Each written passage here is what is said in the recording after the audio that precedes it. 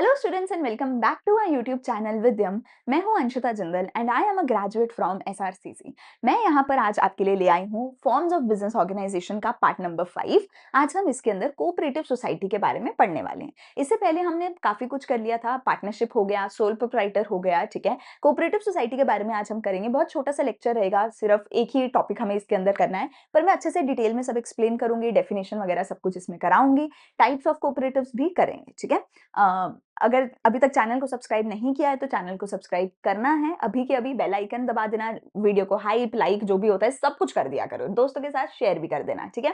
Comment section में तुम्हारे नाम की अटेंडेंस लगा दो जल्दी से कि मेरा क्या नाम है और तुम कहाँ से हो, सब कुछ बताया करो, ठीक है। अच्छा लगता है, मैं रेगुलर तुम्हारी अटेंडेंस देखती हूँ, कौन कौन से बच्चे रेगुलर एकदम पढ़ रहे हैं। पूरा साल फुल कोर्स अगर कर लोगे तो बहुत स्ट्रॉन्ग बेस तुम्हारा बन जाएगा, जो क्लास 12th में जाके बहुत मदद करेगा, ठीक है। सो आ जाओ जल्दी से शुरू करते हैं हमारा आज का लेक्चर, पार्ट नंबर 5, 4 या 5 of forms of business organisation, ठीक है।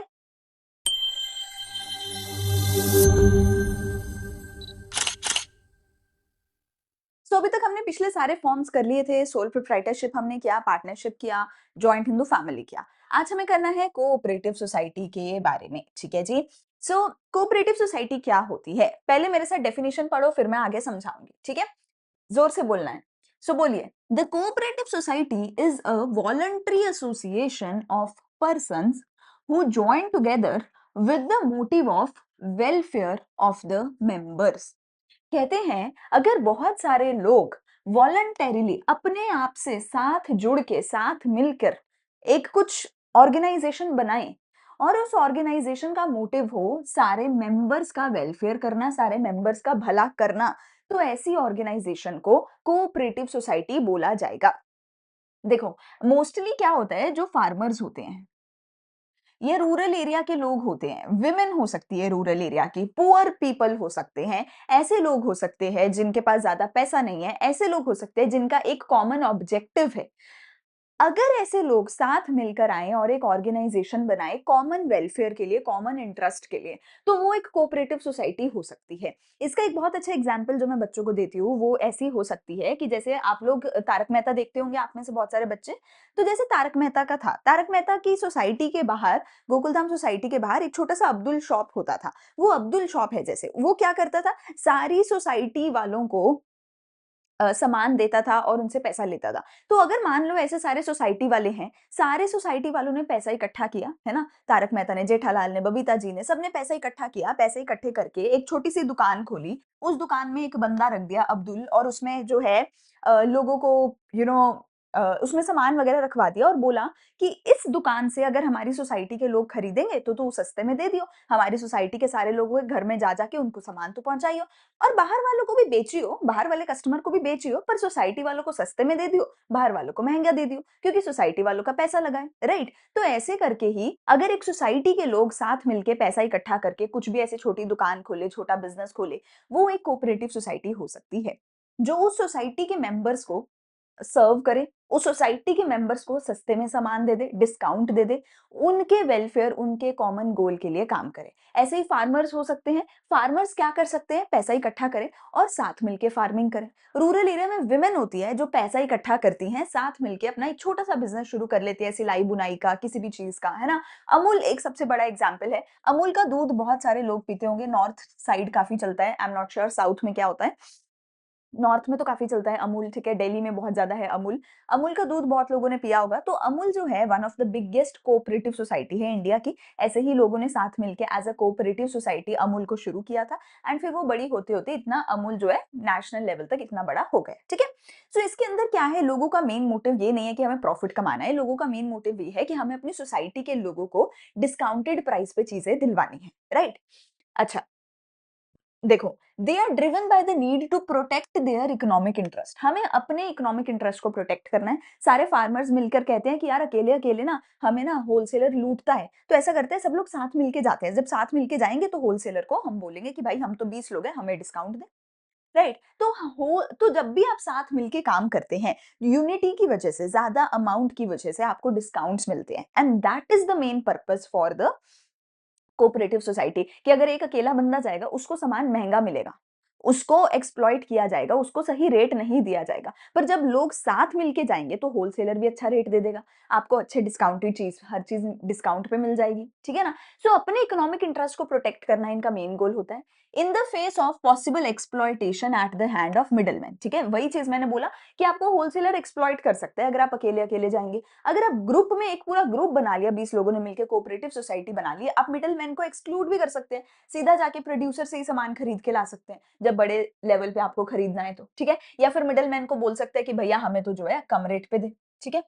अच्छा, the cooperative society is compulsorily registered, इसको कंपल्सरी है रजिस्टर करना under the cooperative society act 1912, ठीक है? Society acquires a distinct legal identity after the registration, इसकी एक सेपरेट लीगल एंटिटी होती है। सेपरेट लीगल एंटिटी का क्या मतलब था? पहले वीडियो में मैंने समझाया था सोल प्रोपराइटर वाली में। सेपरेट लीगल एंटिटी का मतलब होता है सरकार की नजर में, लॉ की नजर में बिजनेस और ओनर क्या वो सेम है या नहीं है। अगर सरकार की नजर में ये दोनों सेम है तो उसको बोला जाएगा कि कोई सेपरेट एंटिटी नहीं है, ये दोनों सेम है। उस केस में बिजनेस पे अगर कोई भी केस हुआ, वो केस ओनर के ऊपर माना जाएगा।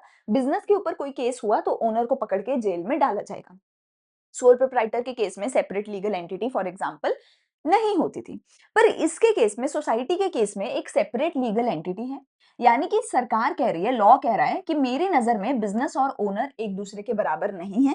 अगर कोई भी इस बिजनेस पे केस करेगा कि बिजनेस ने फ्रॉड किया है, तो ओनर को मैं उसमें नहीं घसीटूंगा, मैं ओनर को नहीं पकड़ूंगा, ओनर को जेल में नहीं डालूंगा। वो केस बिजनेस पे होगा, क्योंकि in the eyes of law business और ओनर अलग-अलग लोग हैं।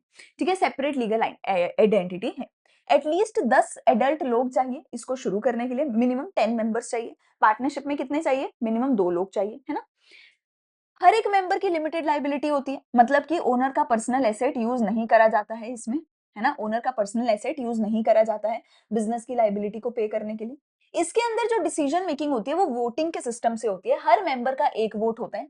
फर्क नहीं पड़ता किसने कितना पैसा कंट्रीब्यूट किया है, हर मेंबर का एक वोट होगा और उस वोट के हिसाब से डिसीजन मेकिंग सोसाइटी के अंदर करी जाएगी, ठीक है?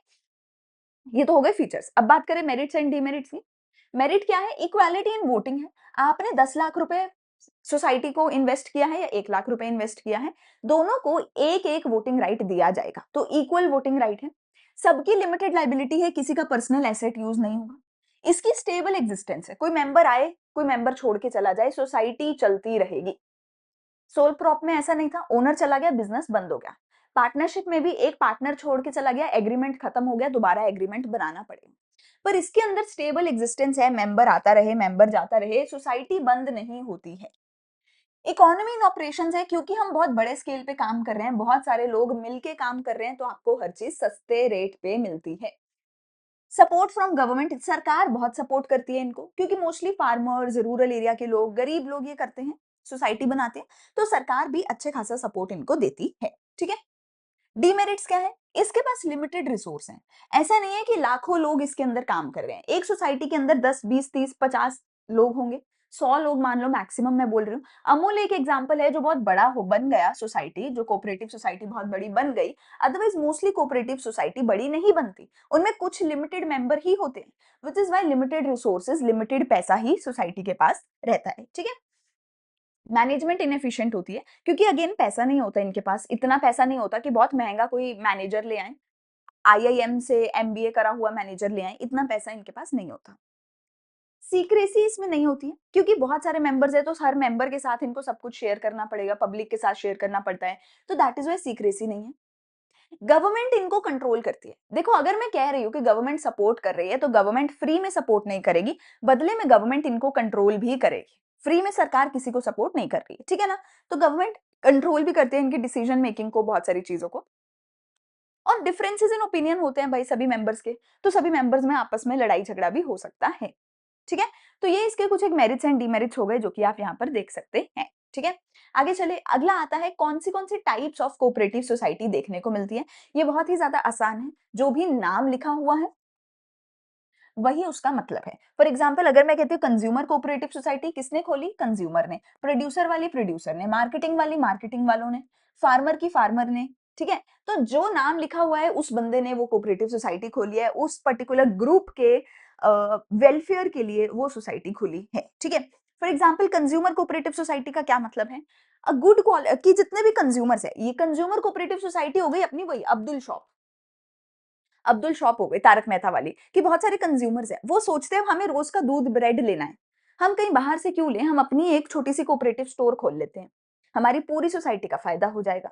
ठीक है ना? So that is a very good example of consumer cooperative society कि जब कंज्यूमर्स को पता है कि हमें डेली सामान खरीदना है, तो हम बाहर से महँगा क्यों खरीदें? हम अपना एक छोटा-सा स्टोर खोल लेते हैं। उस स्टोर में क्या करेंगे? हम सब पैसा लगाएँगे। हम सब उस स्टोर से डिस्काउंटेड रेट पे सामान खरीदेंगे और अगर बाहर का कोई भी खरीदने आता है सामान, उसको हम महँगे रेट पे देंगे, तो हमारा प्रॉफिट भी होगा स्टोर का।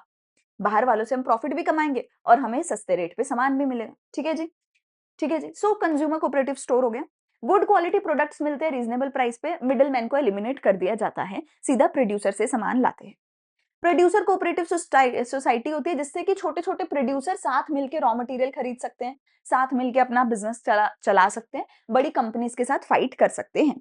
मार्केटिंग कोऑपरेटिव सोसाइटी होती है कि अगर सभी बिज़नेसमैन ने साथ मिलके मार्केटिंग करनी है अपने प्रोडक्ट की, अपने प्रोडक्ट को ट्रांसपोर्ट करना है, वेयरहाउस में डालना है, पैकेजिंग में डालना है, तो सारे बिज़नेसमैन, सारे प्रोड्यूसर साथ मिलके मार्केटिंग कर सकते हैं अपने प्रोडक्ट की हैं। Consist of producer who wish to obtain a reasonable price and secure favourable market for their products. ठीक है? फार्मर कोऑपरेटिव सोसाइटी के अगर फार्मर साथ मिलके फार्मिंग करना चाहते हैं, साथ मिलके स्केल करना चाहते हैं फार्मिंग को, इंक्रीज़ करना चाहते हैं प्रोडक्टिविटी को, बेटर क्वालिटी सीड्स खरीदना चाहते हैं सस्ते रेट पे, तो साथ मिलके फार्मर्स काम कर लेते हैं। क्रेडिट कोऑपरेटिव सोसाइटी, जिन लोगों को लोन चाहिए, जिनके पास पैसा नहीं है ज़्यादा, उनको लोन चाहिए, वो क्या करेंगे? इकट्ठे मिलके क्रेडिट कोऑपरेटिव सोसाइटी बनाएँगे। मान लो 10 लोग हैं, 10 लोगों ने 1-1 लाख रुपए इकट्ठा किया, टोटल 10 लाख रुपए हो गए। अब इस 10 लाख रुपए में से एक-दूसरे को लोन देंगे, सस्ते ब्याज पे लोन देंगे। तो जब ब्याज मिल रहा है तो सबका थोड़ा-थोड़ा फायदा भी हो रहा है। प्लस जिसको जब लोन चाहिए सस्ते रेट पे लोन भी मिल रहा है। ठीक है? That is credit cooperative society. Person who seek financial help in the form of loans, protect the member from exploitation of lenders who charge high rate of interest. ठीक है? एंड लास्ट आता है cooperative housing society. अब जिन लोगों को घर खरीदना है सस्ते रेट पे वो कोऑपरेटिव हाउसिंग सोसाइटी बना लेते हैं। ठीक है? People who are desirous of procuring residential accommodation at lower cost, सस्ते रेट पे जो लोग घर खरीदना चाहते हैं वो ये वाली सोसाइटी बना लेते हैं, हाउसिंग सोसाइटी बना लेते हैं। ठीक है? सो अब अगला हमारे पास इसके बाद आएगा joint stock company which will be the last lecture. ठीक है? उस लेक्चर में ये चैप्टर हो जाएगा खत्म। कंपनी के बारे में अपने आप में एक 20 मिनट का 25 मिनट का लेक्चर बनेगा, डिटेल में मैं एक्सप्लेन करूंगी व्हाट इज अ कंपनी, उसके शेयर्स क्या होते हैं एंड ऑल ऑफ दैट। अभी आज की वीडियो में सिर्फ कोऑपरेटिव सोसाइटी करते हैं, लेक्चर को यहीं पर हम करते हैं समाप्त। 12-13-15 मिनट का लेक्चर होगा, उतने में आपको आई थिंक कोऑपरेटिव सोसाइटी अच्छे से समझ आ गया होगा। कोई भी डाउट है तो आप पूछ सकते हैं कमेंट सेक्शन में। अगर सब समझ आ गया तो एक बार डन ज़रूर लिख देना कमेंट सेक्शन में कि हमने पूरा चैप्टर डन कर लिया है, एंड अपने दोस्तों के साथ शेयर ज़रूर कर दिया करो सारा कुछ। चैनल को सब्सक्राइब कर देना एंड मैं मिलती हूँ अगले लेक्चर में जॉइंट स्टॉक कंपनी के साथ। Thank you so much for watching. Bye bye.